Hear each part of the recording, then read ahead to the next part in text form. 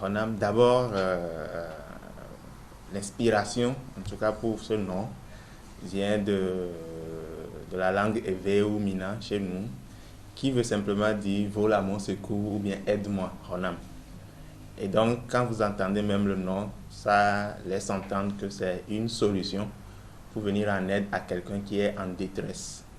C'est une application numérique et une plateforme que le CDFDH et le réseau Watch, réseau des défenseurs des droits de l'homme au Togo, a proposé pour justement contribuer à la réduction des violations des droits de l'homme dans notre pays.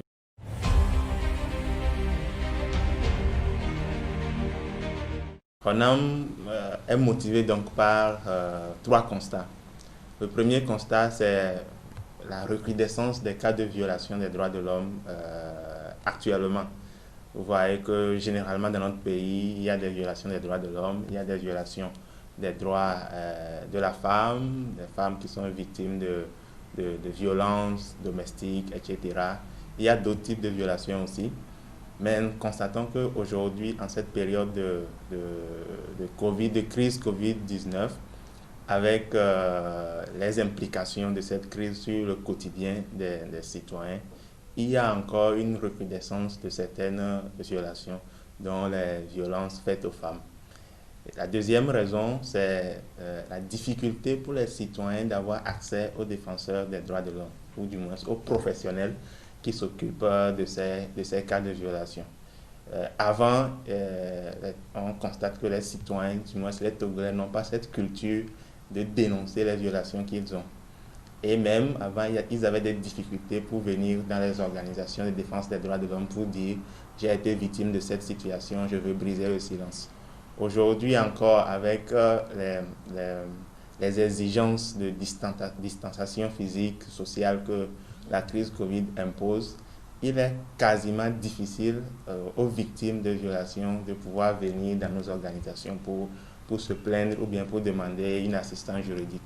Donc, nous avons misé sur le numérique en pensant qu'avec cette solution que nous proposons, le citoyen peut même dans sa chambre dire « j'ai été victime d'une telle situation, aidez-moi ». Et la troisième raison, c'est justement de contribuer à informer au quotidien les gens de leurs droits, de leurs devoirs et de tout ce qu'ils ont besoin de savoir en ce qui concerne l'actualité des droits de l'homme.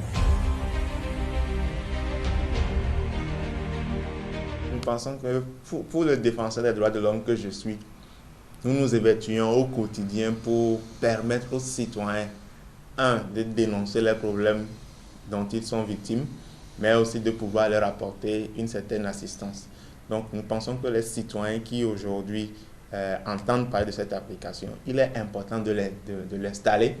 Quand vous installez un détecteur de fumée chez vous dans votre appartement, vous l'installez en prévision des jours où il y aura un incident. Mais si la personne ne peut pas installer, il faut que la personne mémorise au moins l'adresse et de savoir que lorsqu'elle est victime ou lorsqu'un proche est victime, cette personne a aujourd'hui accès à un défenseur. Et la garantie que nous proposons aussi, c'est que les défenseurs des droits de l'homme travaillent de façon professionnelle. Ils ne se versent pas dans des dénonciations erronées ou sans fondement, mais ils collaborent avec les institutions pour une meilleure prise en charge. Donc nous pensons que c'est important aujourd'hui pour protéger la victime, que chacun puisse naturellement utiliser cette application.